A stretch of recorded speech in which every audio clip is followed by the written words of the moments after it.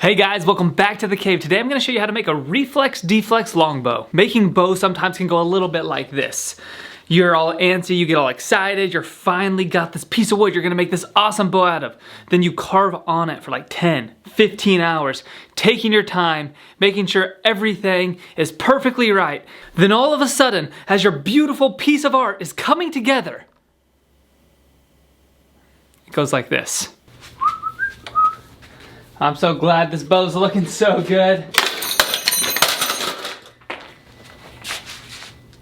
Oh, man!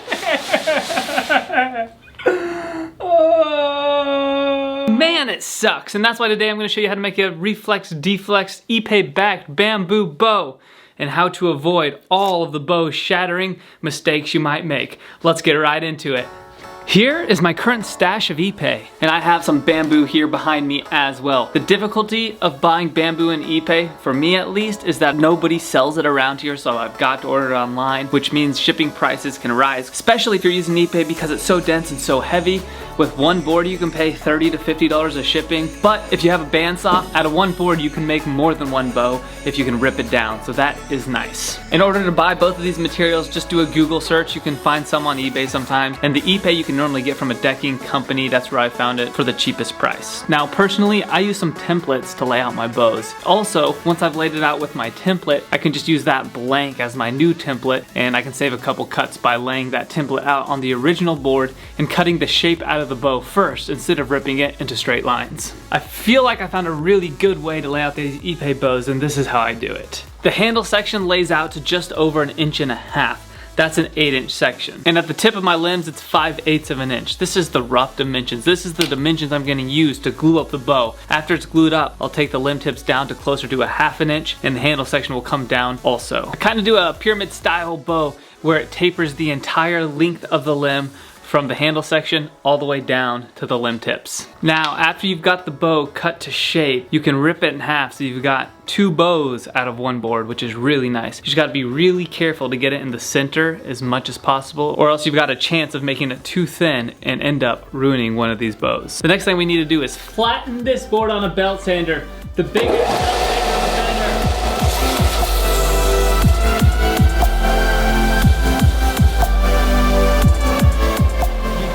Just want to flatten the side that the bamboo is gonna go to. You want to flatten the other side where the handle's at now. It's a lot easier to go ahead and flatten the handle side now than after you've put the Reflex and Deflex into the bow limbs.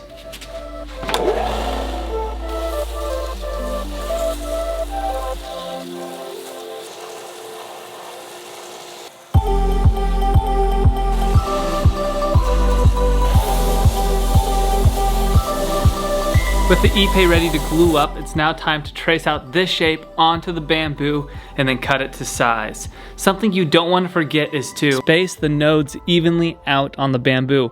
So from this node, I should have 3 inches off, and then all the way down here, 3 inches off, and then it'll be equal for every single node along the way. That'll make tillering much, much easier. Some bamboo is not completely straight, so you just have to lay out the IPE on it to figure out where it lays out good. It might be slightly off to the center, and that'll be completely fine.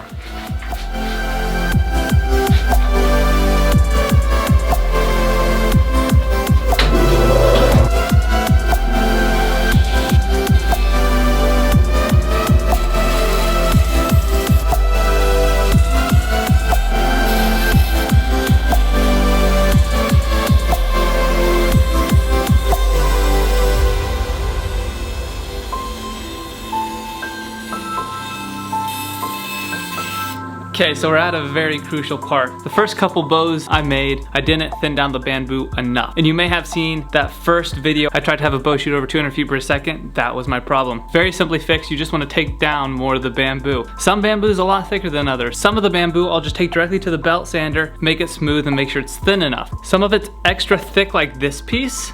So what I'm gonna have to do with this piece is rip it down on the bandsaw and then flatten it on the belt sander. The question is, how thick should it be? I've experimented with a bunch of different thicknesses, and I found it doesn't really matter how thick it is as long as it's not too thick. So what is too thick? I'd say if you get up to 1/4 of an inch, you're pushing too thick on your bamboo. Now if you're gonna do a really high poundage bow, that's not gonna be bad to have that thick of bamboo. I prefer to shoot right about 1/8 of an inch thickness on bamboo, which is 3.175 millimeters. Get it to that thickness, and that's like the sweet spot, I think. That's what I shoot for, or at least around there. And then you just make it consistent throughout the length of your bamboo. If it's a little more than this or a little less than this, it's not a big deal whatsoever. You just don't want bamboo that's thicker than 1/4 of an inch. Now, each piece of wood has different properties to it. I have made successful IPE bamboo back bows with well over 1/4 of an inch of bamboo, and it'll still work, but you want more IPE on your finished bow than that in general. So shoot for 1/8 of an inch. This is that one thing that just has caused me the most frustration with making these bows. So pay attention to this one.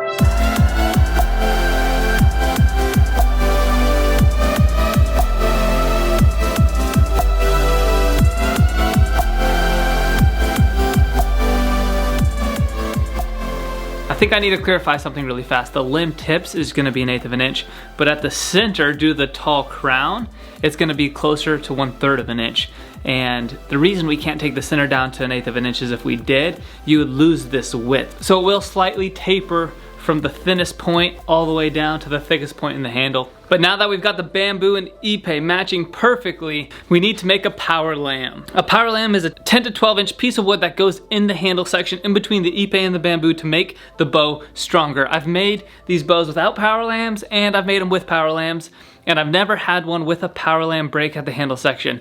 I think it's worth it to take the extra precaution to put a power lamb in. Now, I've done it without power lambs. The glue up is much easier, and I've had many successful bows that way. I would just prefer to take the extra precaution to put a power lamb in. Now, there's two designs for a power lamb. One is like a diamond, and the other one's more like a triangle. I found that I like the triangle shape better and makes the glue up much easier, and I think it looks cooler to have the flat piece of the triangle against the IPE. So that's how I do my power lamb. I've done them in between 10 and 12 inches, and I haven't really seen a big difference on which one is better. On the tips of the power lamb, you want to sand them down as thin, as paper thin as possible, and you want the bottom of your triangle power lamb as flat as possible so your glue up will go flawlessly. Then the last thing is a handle section. Some people like to do two different glue ups where you do the handle section and the tip overlays later and then glue up the bow. I like to do it all at once. I'm more efficient that way, and I figured out a good way to be able to do that. All right, so this is the order. We've got our IPE handle, our IPE bow, our power lamb, and then the bamboo goes on top.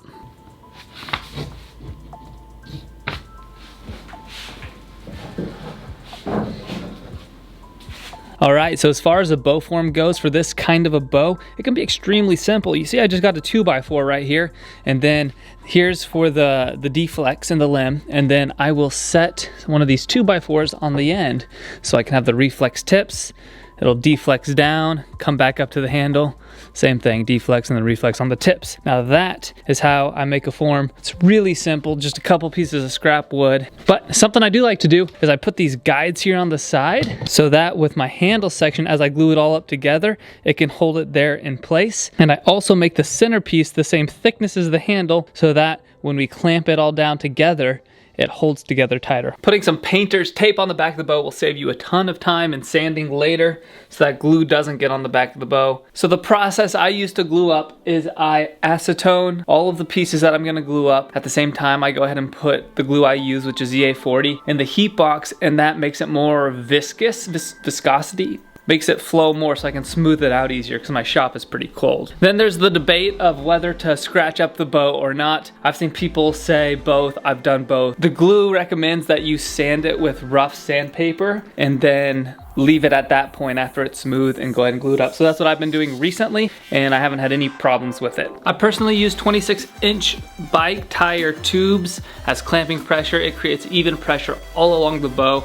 This is the magic. I've tried with clamps. I like this much better, even for the handle section. I'll put a couple clamps on the handle section to make sure it's extra firm and extra tight, but I'll only put that on after I've used the bike clamps along the entire bow. Most likely, you're always gonna be able to see some small glue joint if you really look. Sometimes it's a little bit bigger. I've had some pretty gnarly sized glue joints that work. The bow works out just fine. It's mainly aesthetic, I found out from experience in making these, but the tighter you can wrap it, the smoother you can get the pieces of wood to come together, the better. The biggest difficulty when gluing up a bow is keeping things from sliding around. That's why I put those 2 pieces on the side there. A metal spatula is the tool of choice. I've used plastic, not worth it. Put glue on every side of everything. It spreads really thin though, allows you to get a lot of coverage with a little amount of glue. Remember, we have the Sharpie line to line everything up. At this point, I like to clamp it. Keeps it in place as I scrape glue on the top. Next is gluing up the power lamp. EA40 has a 2-hour pot time, so you have 2 hours to work with it.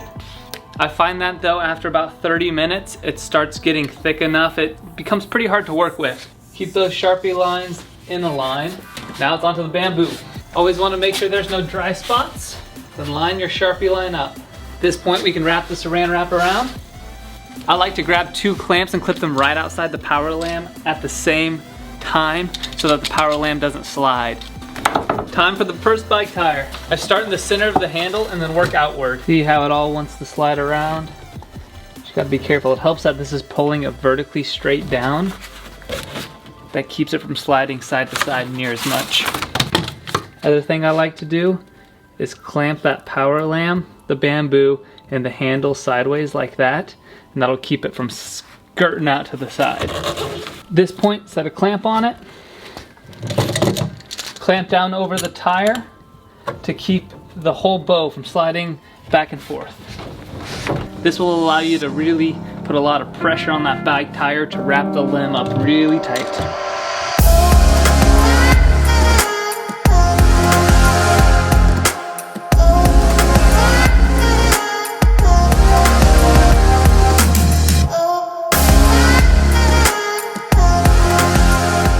So I put a clamp on either side here to hold that power lamp, that handle, the IPE, and the bamboo all in line this way. It slides side to side very easily, so these 2 clamps are critical. Next, I have 12-inch marks marked down here on the form, and right there I'm gonna go ahead and put a clamp on the bow to hold that power lamp down right where it fades out. I put 3 clamps in the center just to hold that handle down extra tight, just in case I didn't pull the rubber tight enough. I'll put a 2x4 here on the end, and then that'll allow me to clamp down this middle section to get the Reflex Deflex look. You can take this pretty far normally, but I will warn you, the further you go, the harder it is to tiller. I normally try to find somewhere right in the middle for all the ones I make. Now all I have to do is measure everything and match the other side. All right, now that the bend matches evenly on the bow, it's time to put it in the heat oven.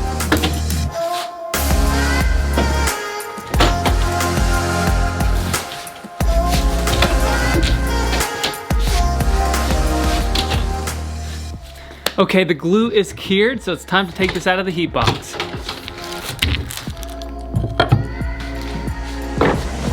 It's time for the moment of truth.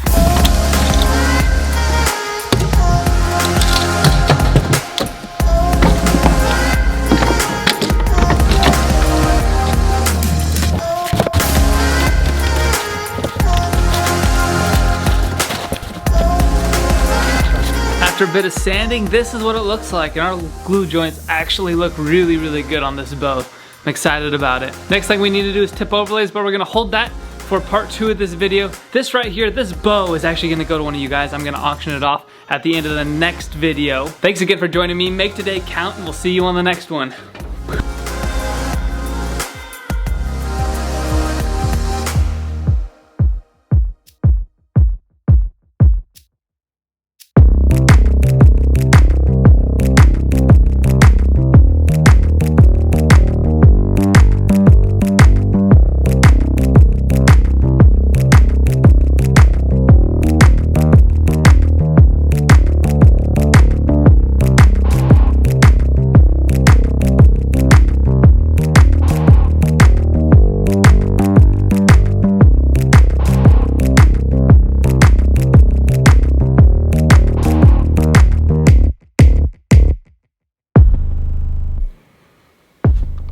You didn't think I was gonna let you go that fast, did you? For everyone who's still here, I want to genuinely thank you for being here. And as we've grown like extremely fast, what I mean by that is it took us 15 months to get 1,000 subscribers, and it took us less than 3 weeks to get the next like 30,000. So I want to thank you genuinely. But as my business has grown, as I've been making this bow making business and doing this full time and these videos, the growth is causing me to put new infrastructure in place so that we can keep up. So if you've emailed me, if you've commented or anything, and you feel like I'm not getting back to you, it's because I'm getting the right team, the right infrastructure behind me so that we can move forward together. So I thank you for your grace as we've grown. I thank all of you who've stayed this long and watched. You guys are like hardcore. I really appreciate it. And I know if you're still here, you've given me kind words, and I do want to thank you personally for that. Even if I haven't seen your comment yet, I really do thank you. Here very soon, I'm gonna be able to get a whole lot more videos out, especially this month. So stay tuned. Can't wait to hang out with you guys some more here on these videos, also on the lives, on the website, just everywhere. Go shoot some archery, guys. Have a good time. Be positive, smile. You know, all the things we try to do every day.